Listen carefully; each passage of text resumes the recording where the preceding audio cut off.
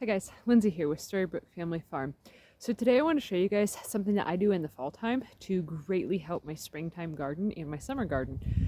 It is basically the simplest, laziest, easiest way to shut down your garden for the year, and it actually helps boost the garden fertility immensely. So what I start by doing is a lot of gardeners think that at the end of the season that they should actually rip up all of their plants, like rip them out by the roots, take the tomato plants all the way out. And in doing that, they don't realize that they're actually harming the soil. So as the tomato plant roots or any other plant roots die down, it creates little air pockets that then earthworms and red wigglers and different other little bugs and creatures will then use those holes and basically create little tunnels. It'll aerate your soil to leave the roots there, and then as the roots decompose and die, it actually will add in a whole bunch of nutrients to the soil. So what I do with tomato plants is I cut them out of the garden. I just use pruners. I cut them about 4 inches or so off of the bottom of the plant. So there's little spikes that are left up, and I then put all of the plant pieces in a pile. That pile I will eventually take to like a composting pile or just set somewhere off on the property that's like out of the way so it can decompose naturally. I only remove the tomato plants. The reason that I remove the tomato plants is because if the tomatoes had any sign of disease like blight, or just anything that was kind of funky looking on the leaves or anything like that, if you let the tomato plants decompose in the garden, then next year you will likely have that same problem, but in an amped up way, because then what blight is like a fungal disease that the tomato plants will get if there's too much humidity in the air or if there's not enough airflow in between the plants. And since it is a fungal disease, if the plants are left in the garden to decompose and all of that, it'll just put the fungus right back into the soil where the tomato plants are going to grow for the next year. And then you'll have that same problem again and again and again. And each year it'll get significantly worse.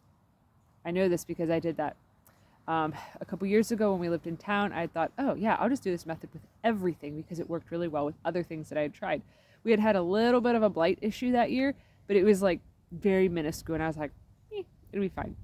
It was not fine. The following year, the tomato harvest was absolutely horrible. Like my plants looked sickly and like they were going to die, and it was just all sorts of bad.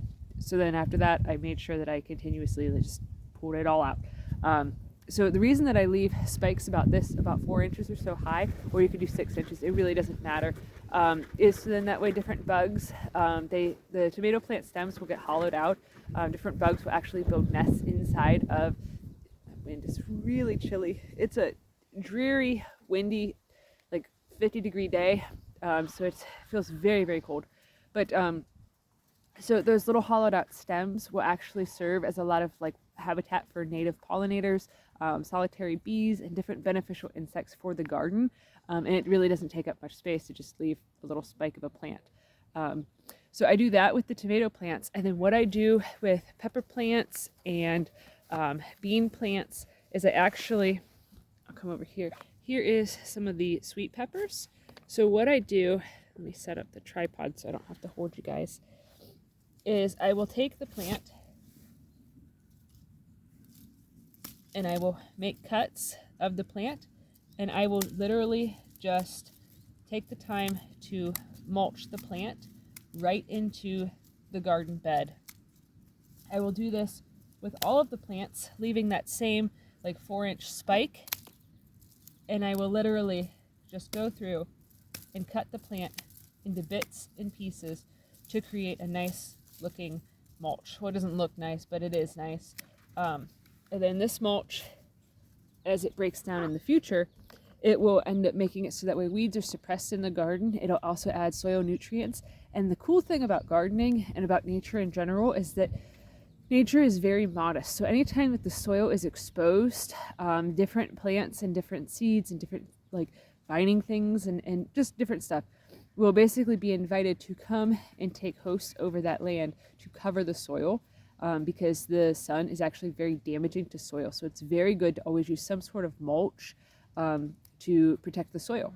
It'll also make it so that way red wigglers, which are a type of worm, they're the worm that does the most composting stuff. So people that are making like worm bins for compost and using worms to compost and doing all that sort of a thing, they will use the red wigglers. The night crawlers, they do different stuff, but they pretty much just go really deep down in the soil and create air pockets for aeration of the soil, so that way water and nutrients and air can flow through. And basically they help out the red wigglers because the red wigglers aren't as strong as the big earthworms and night crawlers and things of that nature.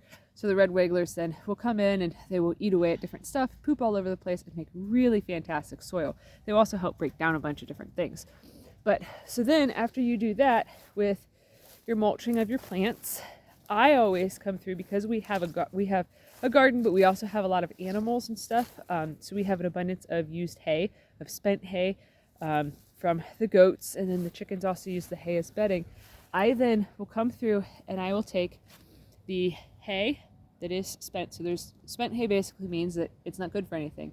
It's already been peed on, pooped on, and it's just essentially useless, except for if you have a garden. So I will then take the spent hay that I have and I will put it over top of the garden bed. So not only do I cut the plants up to being small, like pieces of mulch that are just a couple inches long, I then will take spent hay and I will put it all over the garden bed. This will then make it so that underneath of the spent hay, it is a really nice dark soil that will also be able to retain a lot of moisture. Where I live at in Ohio, this year we had a really bad drought, and any of the places that I had already mulched with spent hay, they fared far better than anywhere else. So mulching definitely helps keep a lot of moisture into the soil, because then, since the soil is always covered, the sun can't help evaporate a lot of the moisture out of the soil, and it basically just creates a really nice habitat for the plants and for the roots of the plants and things like that. So it just stays nice and moist, and then good beneficial bugs can come in and help poop all over the place and just add a whole bunch of nutrients to the plants and to the soil. Growing this way also will make it so that way year after year after year, your soil will continually increase and get better. The place that we live at right now, it actually has a really, really bad amount of clay. So the soil is very challenging to grow in. So doing different things like this with mulching and using spent hay, or if you don't have hay, you can use leaves. I'll touch more on that in a minute. But when you're doing different things like this of adding the mulch, it'll actually help build topsoil on top of the clay. So then that way you don't have to, whoo, that wind is cold. So then that way you don't have to contend so much with having such heavy clay that it's very difficult to grow in. The other thing is, if you do not have spent hay or have a farm that's close to you that you can get hay or chicken litter or anything of the sort like that, another thing that I have used with great success is leaves. Right now, all the trees are dropping leaves. If you drive through towns, you'll see big heaps of piles of leaves along the road for people to come suck up or to take away or bag up. Now is a fantastic time to go ahead and grab as many bags of leaves as possible. And if you don't have a way to mulch them, if you have a push mower or a riding mower, you can literally just ride right over top of them and it'll mulch them into bits and pieces. But if you don't have that, not all is lost. You can still put them on top of your garden beds almost as a mulch. And then one thing that I would do to try to weight them down, so that way when the wind blows, like today it's a windy day and it'll just naturally blow the leaves away, I would then put cardboard over top of those leaves. So then that way it kind of helps hold it into place. Or you can try to wet it down, just add some sticks on top of, just whatever you have to sort of hold the leaves down, because the leaves will then break down into the soil. Or if you have a rototiller, you could till the leaves into the soil to greatly help to add nutrients and things like that into the soil. And the leaves will also help retain a lot of moisture too, just like the spent hay does.